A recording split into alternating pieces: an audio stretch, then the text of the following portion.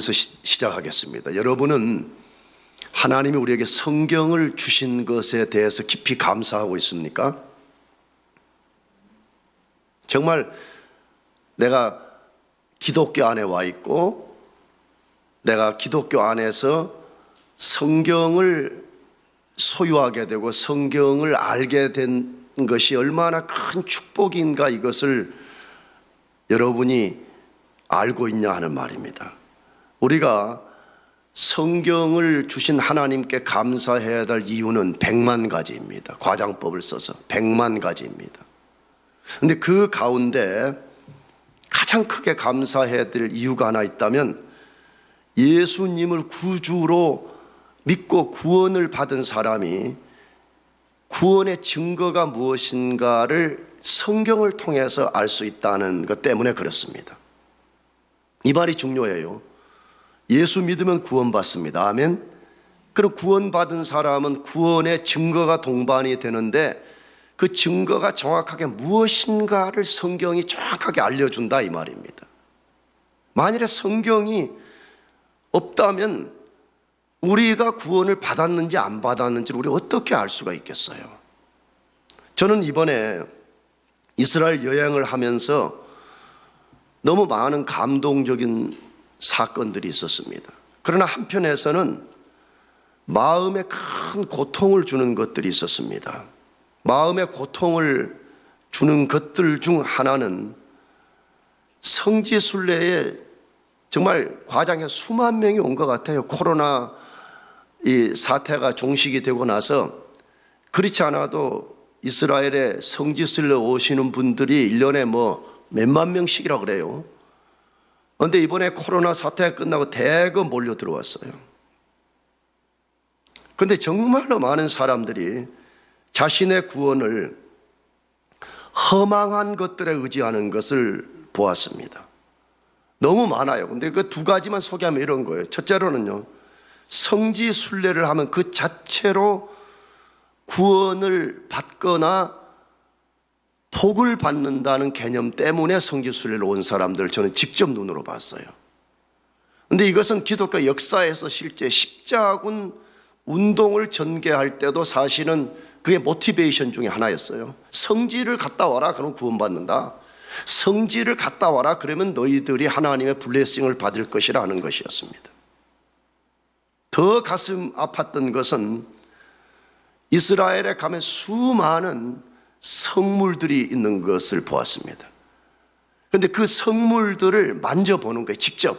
근데 그냥 이렇게 단순한 호기심이 아니고 그걸 만지게 되면 자기가 구원을 받거나 큰 복을 받을 것이라는 생각 때문에 마음을 다해서 만지는 것을 너무 많이 봤어요. 꼭 왜 미국 투어하는 한국인들 하버드 대학 가면 하버드 동상 발가락을 만지면 아들 하버드 합격할 거라 그래가지고 하버드 발가락에 가보면 알지만 황금빛으로 빛나버렸죠. 너무 많이 만져가지고.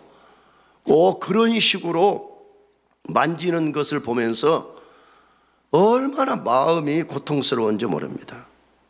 그런데 우리 개신교 안에 있는 많은 사람들 중에서도 자신의 구원의 증거의 확신을 미신적 방법 혹은 신비적 방법 혹은 미스테리한 어떤 경험을 통해서 얻으려고 하는 사람들이 많다는 것을 우리가 부인할 수가 없습니다.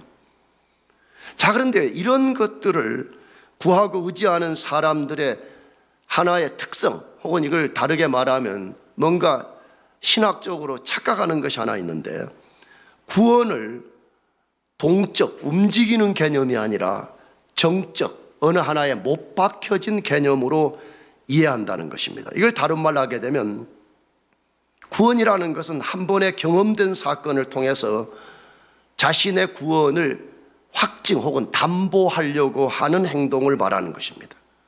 그런데 성경은 단 한 곳도 그런 식으로 우리 구원의 증거와 확신을 말하지 않습니다. 다시 말하면 너희들이 어떤 체험을 하면 이게 너희 구원의 담보가 되어서 너희는 이제부터 아무렇게 살아도 된다, 너희는 구원에 대해서 힘쓰지 않아도 된다, 그런 식으로 말하는 데는 한 곳도 없다, 그 말입니다. 구원의 증거를 가장 명료하게 알려주는 요한 1서를 보면 구원의 증거가 뭐냐라고 말할 때 그것은 그리스도를 자신의 구주로 영접한 후에 그분과 지속적 인격적 관계를 맺고 그분 말씀에 순종하여 사는 동적인 것이라 그렇게 말씀합니다. 오늘 본문은 구원받은 사람을 가리키는 용어가 세 가지가 있는데, 첫째는 사망에서 생명으로 옮겼다라고 표현합니다. 이것이 구원의 용어예요. 구원받았다는 말은 사망에서 뭘로 옮긴 거라고요? 생명으로 옮긴 거라고 그렇게 말해요. 두 번째 용어는 진리에 속했다 그렇게 말해요. 구원받은 사람의 다른 용어가 뭐냐 하면 그 사람은 진리에 속한 사람이라 그렇게 말해요. 세 번째로는 주 안에 거한다 그렇게 표현되어 있습니다. 자, 그렇다면 오늘 본문에서 구원받은 사람은 반드시 구원의 특성을 드러내게 된다, 구원의 증거가 있다라고 말씀합니다. 그것이 뭐라고 지금 말씀하는 거죠? 형제를 사랑한다 그렇게 말합니다. 진짜 구원받은 사람은 누구를 사랑해요? 형제를 사랑해요. 이 형제는 육체적 형제를 말하지 않아요. 이 형제는 예수 그리스도를 자신의 구주로 믿는 그리스도 안에서 하나 된 형제 자매들을 지칭하는 말입니다. 그런데 이 형제 사랑에 대해서 이미 2장 7절에서 11절에서 이걸 한번 말씀했어요. 이미 그래서 우리가 한번 그것을 다루었어요. 구원받은 사람에게 드러나는 증거는 형제를 사랑하는 것이라는 말씀을 우리가 다룬 적이 있었어요. 그런데 오늘 본문에서 이걸 다시 말씀한다는 거예요.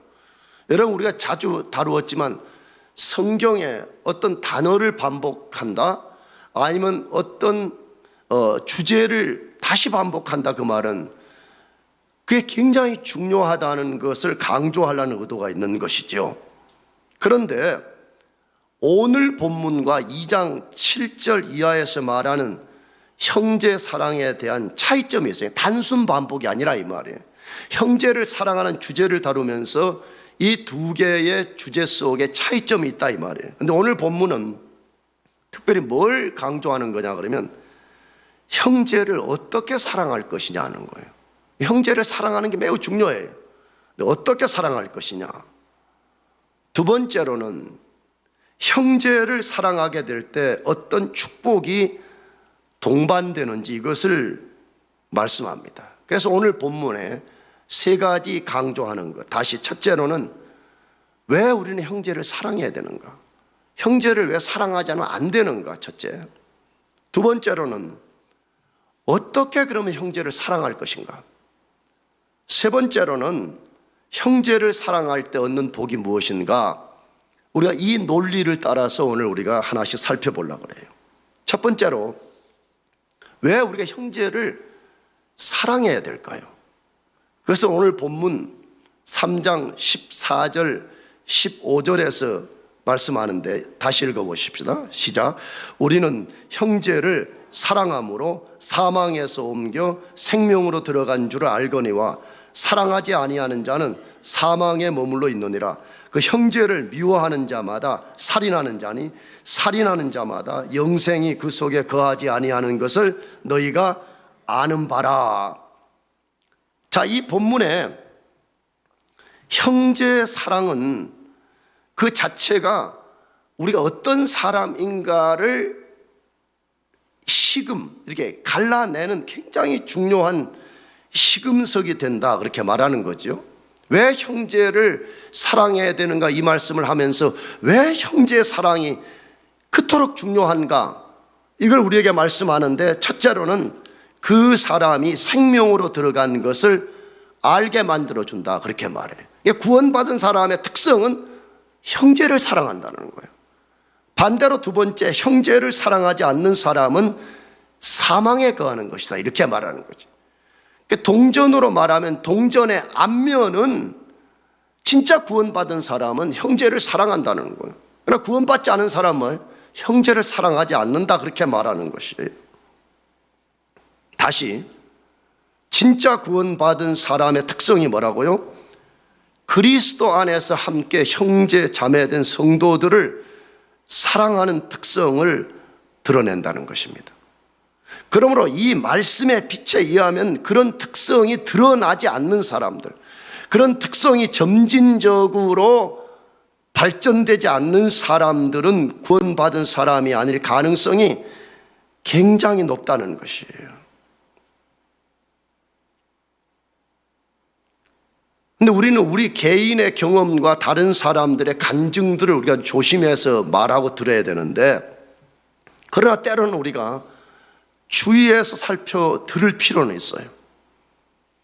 진짜 예수 믿어 구원받은 사람들은 개인적 경험에서나 아니면 다른 3자의 어떤 행동들을 통해서 그들의 변화된 모습이 드러나는데, 그게 뭐냐 그러면 진짜 예수 믿는 사람들을 사랑하기 시작한다는 것이에요. 그러므로 만일에 우리가 이런 것이 우리 속에 없다 그러면 나는 진짜 구원받은 사람인가를 점검해 볼 필요가 있다는 것이에요. 자, 그러면 우리가 질문이 필요한 거죠. 왜? 반드시 구원받은 사람은 형제를 사랑한다라고 말했기 때문에. 그러면 우리가 형제를 한 번만 미워해도 우리는 구원받은 것이 아니라는 것입니다. 아니라는 거죠, 성경은. 요한일서는 우리가 지금 계속해서 반복해서 다루지만 현재형, 습관적이고 반복적인 그런 행위를 지칭하는 것이죠. 만일에 형제를 단 한 번만 미워해도 구원받은 것이 아니라 그러면 성경의 대표적으로 다윗 같은 사람은 구원받은 사람이 아닙니다. 그는 우리가 알지만 그의 충신 우리아를 죽였던 사람입니다. 성경이 말하는 여기 미워한다는 말은 뭐냐? 요한일서의 기법, 반복적이고 지속적이고 습관적이고 자기 존재와 삶의 방식과 성향이 안 바뀐 거예요.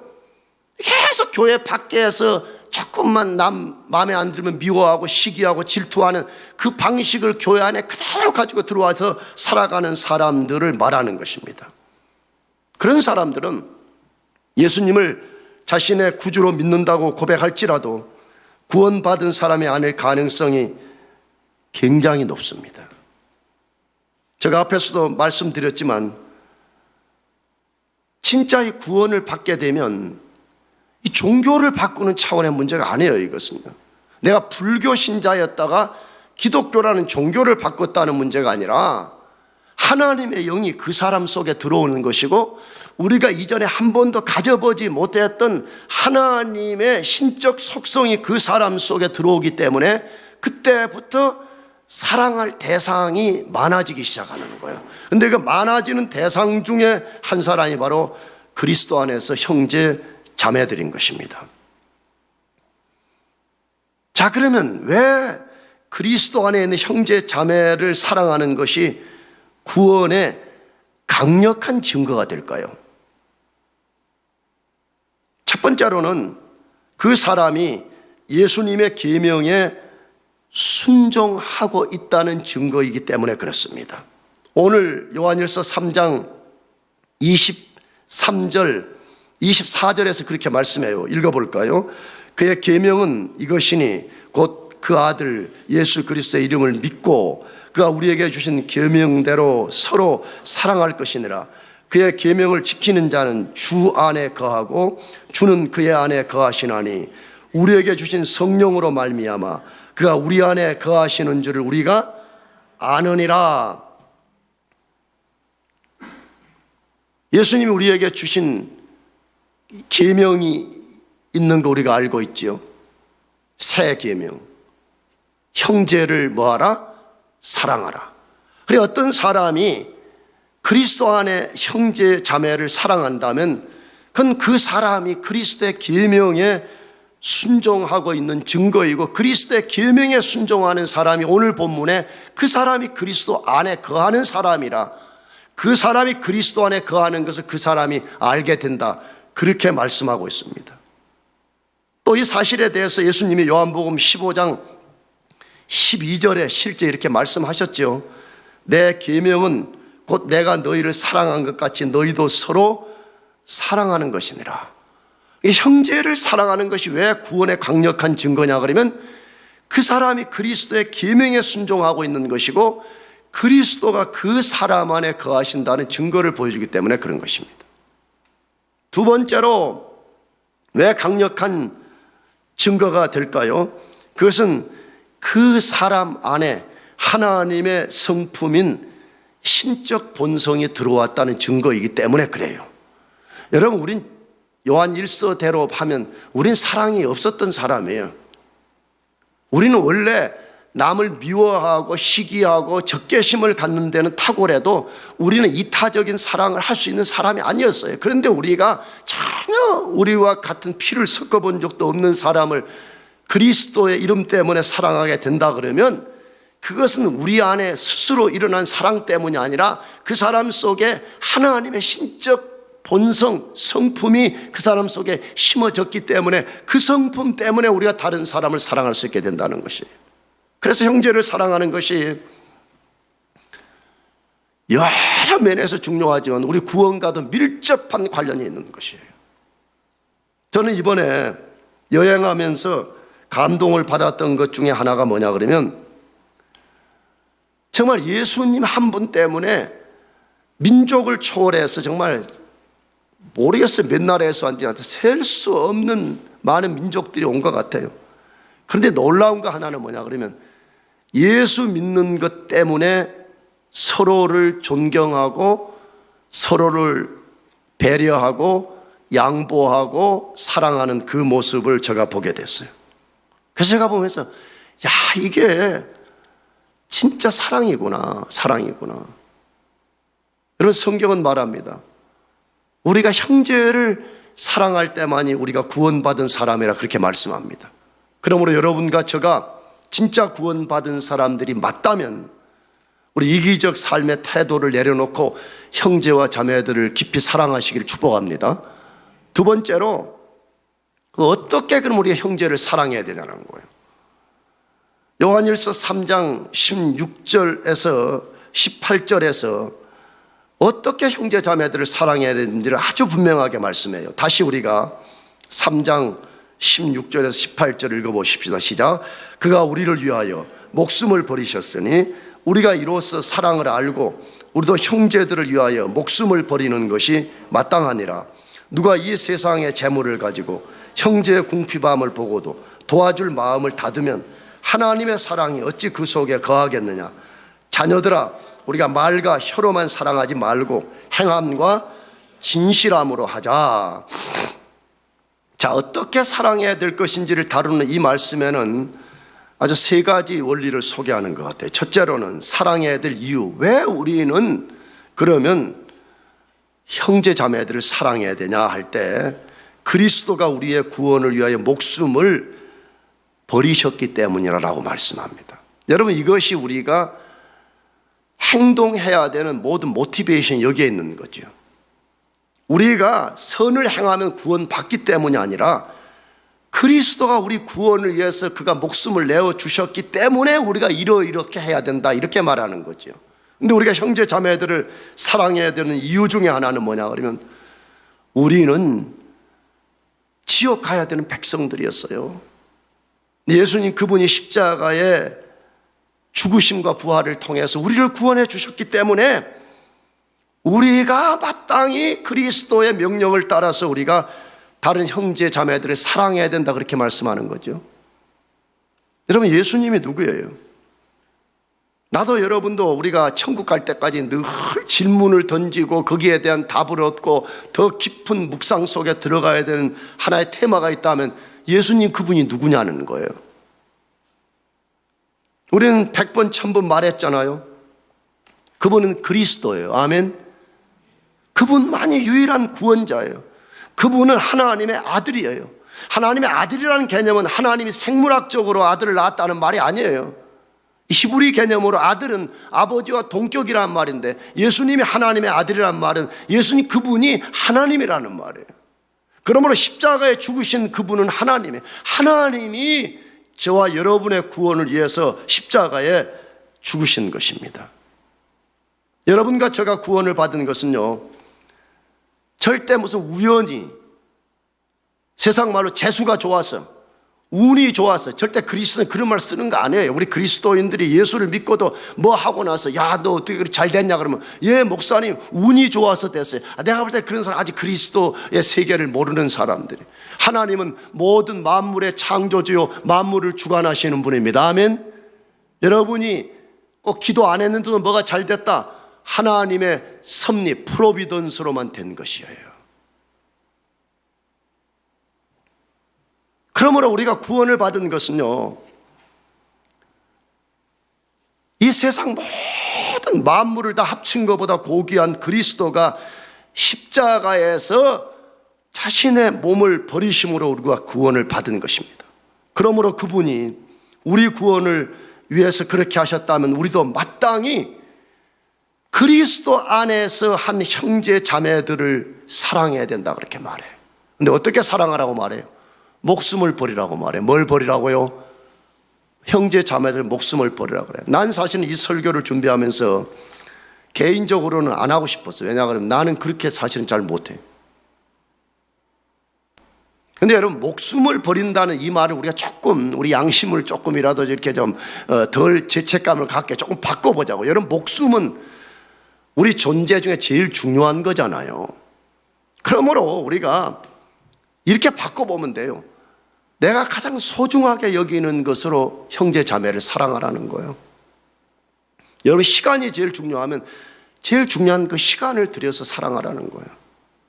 돈이 제일 중요하다고 여기면 그 돈을 가지고 여러분들이 형제 자매를 사랑하라는 것이에요. 여러분들이 가진 명예와 권력이 가장 소중하다 그러면 그것을 다른 사람 군림하는 데 쓰지 말고 그것으로 형제 자매를 사랑하는 데 사용하라 그 말입니다. 두 번째로 어떻게 형제 사랑해야 된다고 말해요? 물질로 형제의 필요를 채워주라 그렇게 말해요. 여기 실제 그렇게 성경에 명시적으로 써놨어요. 17절에 뭐라고 했어요? 누가 이 세상의 재물을 가지고 형제의 궁핍함을 보고도 도와줄 마음을 닫으면 하나님의 사랑이 어찌 그 속에 거하겠느냐 이렇게 말씀했습니다. 여러분, 우리가 형제 자매를 목숨까지 내어주라고 말해. 그러면서 그 다음 말씀이 뭐라고요? 돈 가지고 섬기라 그 말이잖아요. 쉽게 말하면요, 하나님이 우리에게 돈 주는 이유와 목적이 어디에 있어요? 여러분들이 돈 벌려고 하는 이유와 목적이 어딨냐 이 말이에요. 여러분, 그거 가지고 우리 아방궁 건설하는 데 있지 않잖아요? 그거 가지고 아메리칸 드림을 만들고 그걸 안전의 도성으로 삼는 데 목적이 있는 것이 아니잖아요. 그것 가지고 형제 자매들을 섬기라.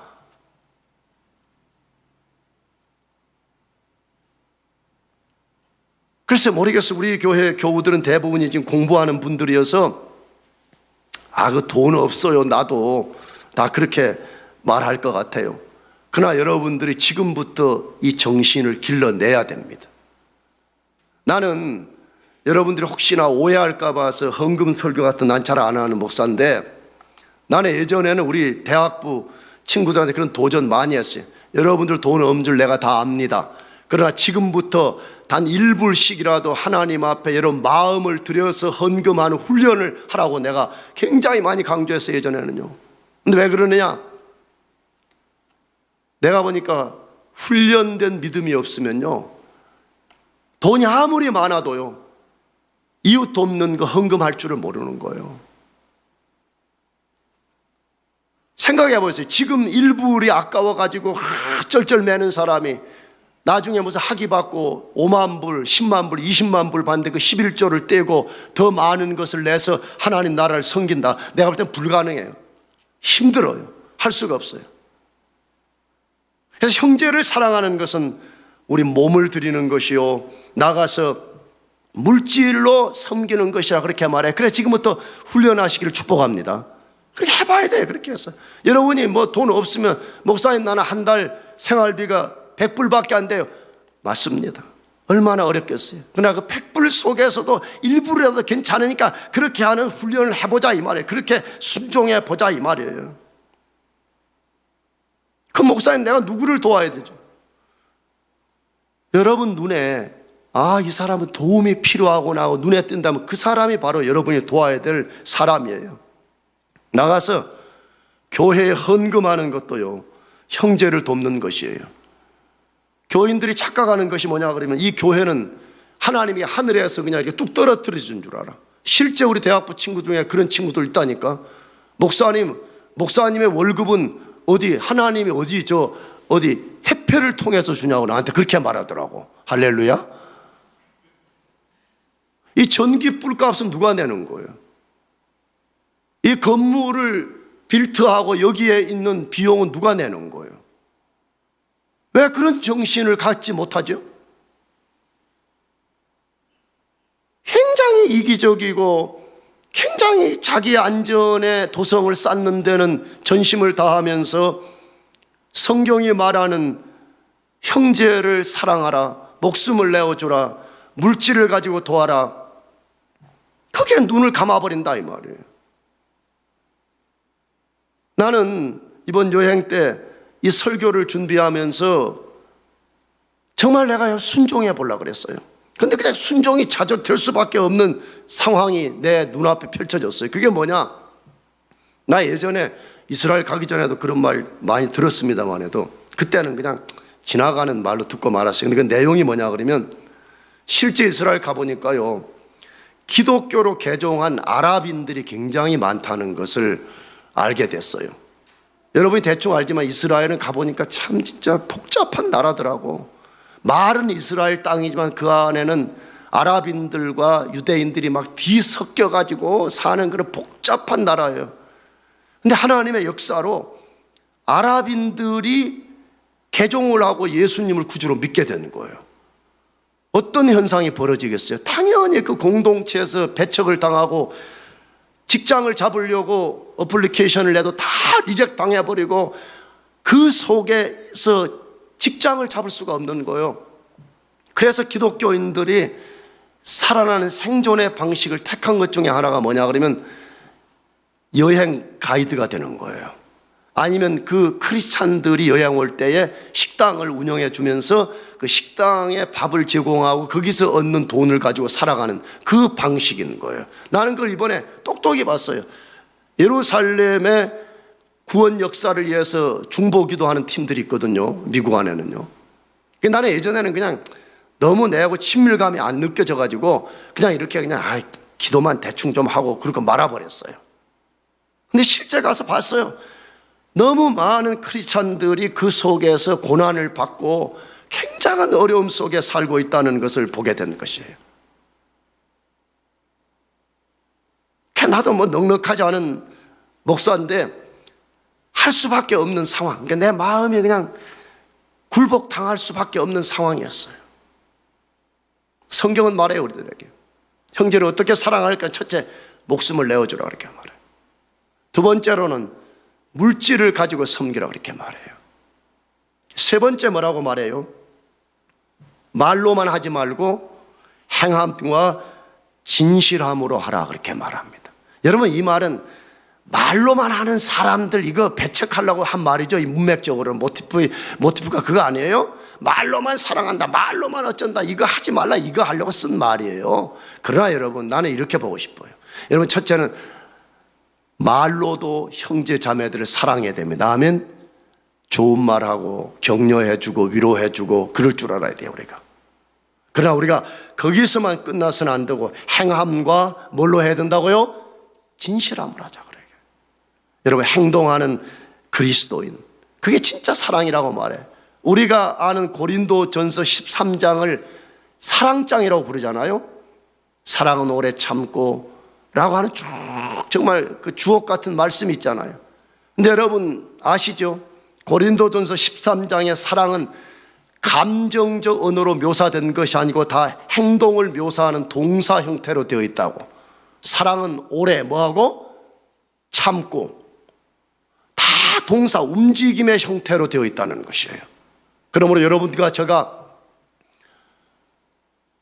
말만 화려한 그리스도인이 아니라 성경의 말씀대로 할 수만 했던 우리의 몸을 내어주고 우리가 소중하게 여기는 물질을 내어주고 행함과 진실함으로 사랑하는 여러분들 되시기를 축복합니다. 마지막 세 번째로, 그러면 우리가 진짜 계명에 순종해서 형제 자매를 사랑하게 되면 어떤 복을 받냐는 것이에요. 그게 3장 19절에서 24절까지 말씀인데 앞부분만 좀 읽어보겠습니다. 이로써 우리가 진리에 속한 줄을 알고 또 우리 마음을 주 앞에서 굳세게 하리니 이는 우리 마음이 혹 우리를 책망할 일이 있어도 하나님은 우리 마음보다 크시고 모든 것을 아시기 때문이라. 사랑하는 자들아, 만일 우리 마음이 우리를 책망할 것이 없으면 하나님 앞에서 담대함을 얻고 무엇이든지 구하는 바를 그에게서 받나니 이는 우리가 그의 계명을 지키고 그 앞에서 기뻐하시는 것을 행함이라. 여기까지만 읽어봅시다. 우리는요, 하나님의 복주심의 약속이 없어도요, 우리가 구원받은 그 자체로 형제 자매를 사랑해야 됩니다. 아멘이죠. 그런데 우리가 그 마땅한 일을 행함에도 불구하고 우리가 이것을 순종해서 한다 그러면 하나님이 우리에게 복을 약속했다는 거예요. 근데 그 세 가지 복이 약속돼요. 첫째로는 우리가 구원의 큰 확신, 구원의 큰 확신을 간다고 돼요. 그 19절에 아까 읽은 대로 뭐라고 돼 있죠? 너희가 진리에 뭐한 줄 안다? 속한 줄 안다고 말했어요. 진짜 우리가 그리스도의 계명에 순종해서 우리 형제 자매들을 사랑한다면 너 자신이 진리에 속한 줄을 너가 알게 될 것이라, 이렇게 말하는 것이에요. 그러므로 잘 생각해 봐야 됩니다.